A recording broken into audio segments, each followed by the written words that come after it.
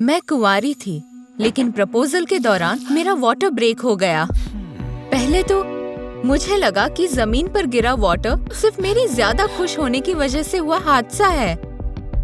फिर भी जब मैं बाथरूम चली गई तो एहसास हुआ कि कुछ गड़बड़ है। मैंने तुरंत मेरे सारे लक्षण मेरे गायनेकोलॉजिस्ट को बताए और उम्मीद की कि मैं प्रेग्नेंट ना हूँ। तुम किसका इंतजार कर रही हो? इसी वक्त अस्पताल चली आओ।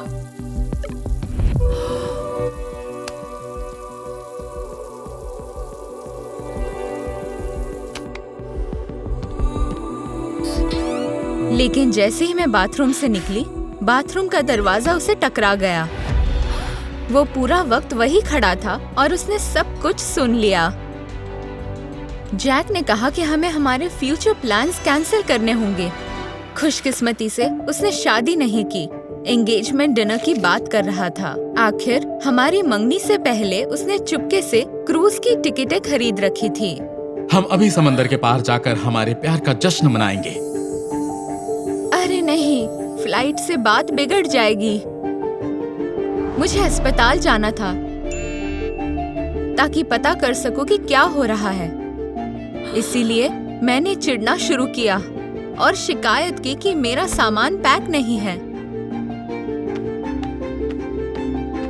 तो पता चला कि जैक ने पहले से ही सामान बांध लिया था। मैंने तुम्हारे लिए नए स्विम सूट्स भी खरीद लिए हैं, जान। टैक्सी में मैं मेरे दर्द के बीच का समय रिकॉर्ड करने लगी। बदकिस्मती से हर 3 मिनट बाद दर्द होने लगा। साथ ही अगर मैं प्रेग्नेंट होती तो दर्द की वजह से मुझे 1 घंटे में बच्चा हो जाता। जैक ने देखा कि मेरी नजरें घड़ी पर जमी हुई हैं और मुझे शांत करने के लिए उसने अपना हाथ मेरे घुटने पर रख दिया। चिंता मत करो, वक्त रहते पहुंच जाएंगे। मैंने बिजनेस क्लास की टिकटें ली हैं, तो चेक इन और बोर्डिंग में कुछ ही मिनट लगेंगे। उसी पल दर्द की एक लहर मेरे बदन में दौड़ गई। मैंने इतनी जोर से जैक का हाथ दबाया कि कट की आवाज आ गई। उसने मुझे संदेह की नजरों से देखा और उसने ड्राइवर को रुकने के लिए कहा। हमारी ट्रिप की वजह से तुम्हें अपना दर्द छिपाने की जरूरत नहीं।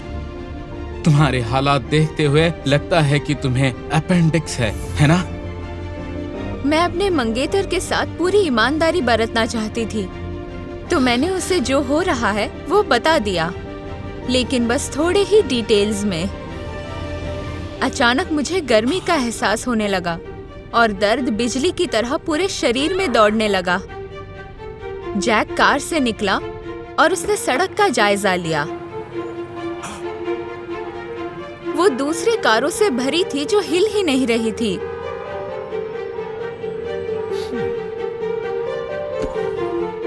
तो हम उस रास्ते से गए जहां ट्रैफिक जैम नहीं होता, लेकिन घुटन जरूर होती है। उस सबवे में काफी भीड़ थी और वहां हेडफोन पहने हुए एक लड़का था जो प्रेग्नेंट औरतों की सीट पर बैठा हुआ था। जैक ने तुरंत उसे उठाया ताकि उस जगह मैं बैठ सकूं।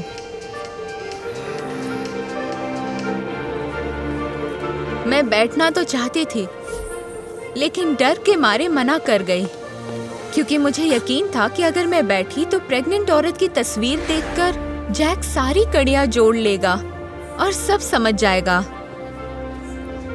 तो मैं दांत पीसने लगी और बहादुरी से सबवे की हालत का सामना करने लगी। अच्छी बात यह हुई कि उस शोर में मेरा कराहना दब गया। अस्पताल में मेरा परीक्षण करके मेरी गायनेकोलॉजिस्ट ने पुख्ता किया कि ये लेबर पेन है। फिर भी मैं समझ नहीं पा रही थी कि ये कैसे हुआ, क्योंकि मैं कुंवारी थी।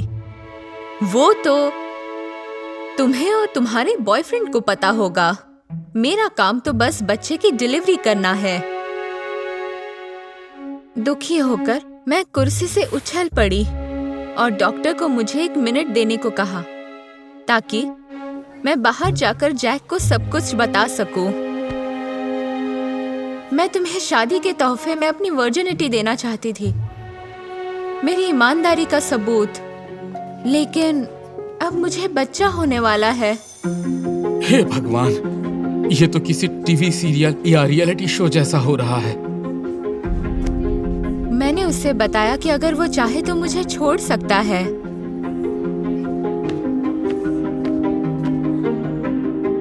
लेबर के बाद जब मुझे होश आया तो मैं अपने बच्चे को ढूंढने लगी, लेकिन डॉक्टर ने कहा कि वो नर्स के साथ है। वो तुम्हारे बच्चे को उसके पिता से मिलवाने ले गई है। उसके मुंह से ये बात सुनकर मैं 7वें आसमान पर थी। मतलब जैक ने मेरे साथ रुकने का फैसला किया था।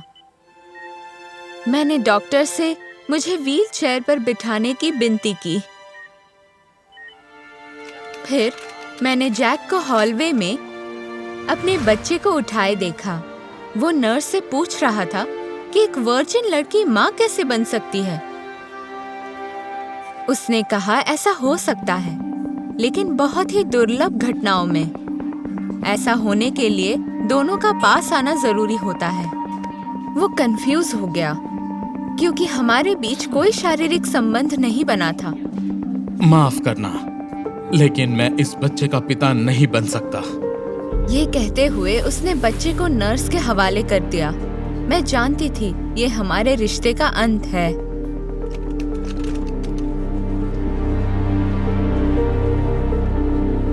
उम्मीद है किसी रोज तो मुझे माफ कर दोगे। मैंने बड़ी हिम्मत से जैक को वेडिंग रिंग लौटा दी और बच्चे को थाम लिया।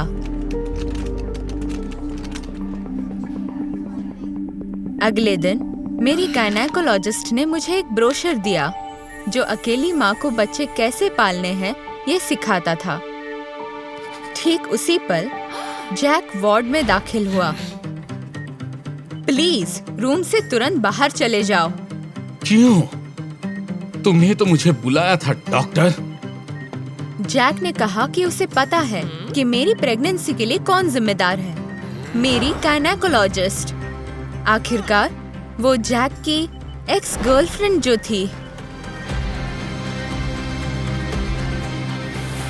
जैसे ही तुमने मुझे छोड़ा 2 मिनट भी नहीं बीते थे कि इसने मुझे मैसेज करके कॉफी पीने बुलाया।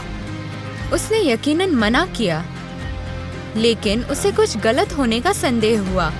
जैक ने उसकी एक्स को गूगल किया और उसे पता चला वो इसी अस्पताल में काम करती है। हो सकता है कि डॉक्टर ने ही किसी जांच के दौरान मुझे प्रेग्नेंट कर दिया हो।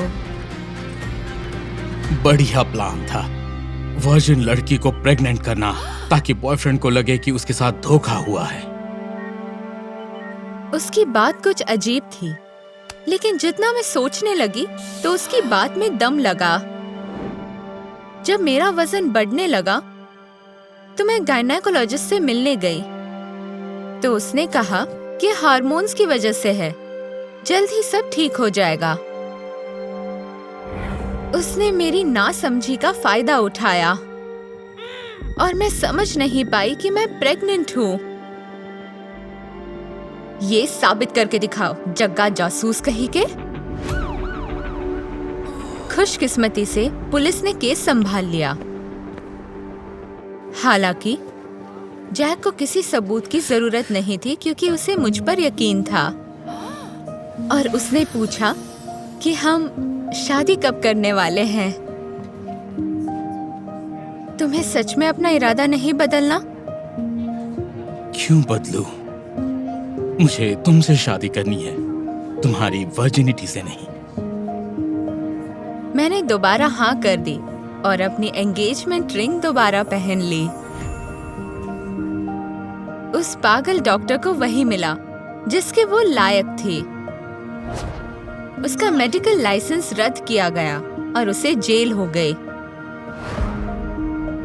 हमें ये खबरों से पता चला जब हम हमारे हनीमून पर थे और परिवार में एक और सदस्य आने वाला था। अच्छे रिश्ते अपने आप जुड़ते हैं। जल्दबाजी से और जोर जबरदस्ती से नहीं।